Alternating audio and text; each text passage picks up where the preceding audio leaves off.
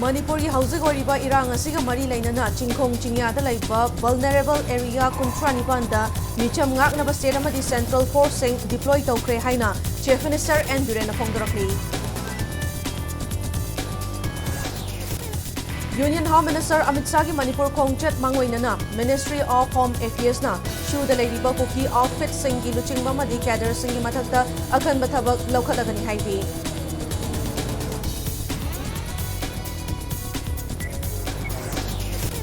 Minister of State Nityanand Rai amadi BJP in charge Manipur Dr. Sambit Patrana Manipur ki governor da state asibu tangdu laitaba hanjinna bahonabada pangba yaba mating pangani haina thazaba pikrai.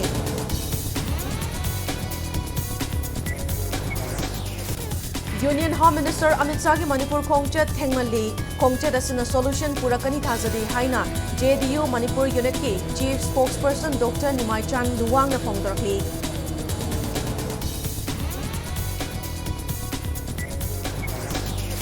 Churachandpur amadi Bisnupur district ka lonaba mafamda state force amadi kuki kulai paiba singi marakta chauna khutthokna krai nakalani gi marakta misingina amadi asopan yauramba yai haibi.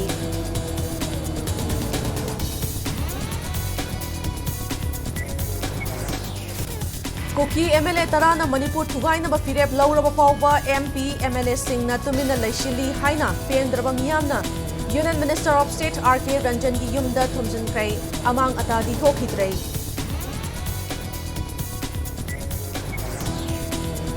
Amasung lamdan da laiba Manipur Mountaineering Institute ki complex laiba building yauna tongan da structure kaya sakhangdaba singna maina tumna thadoklamlei.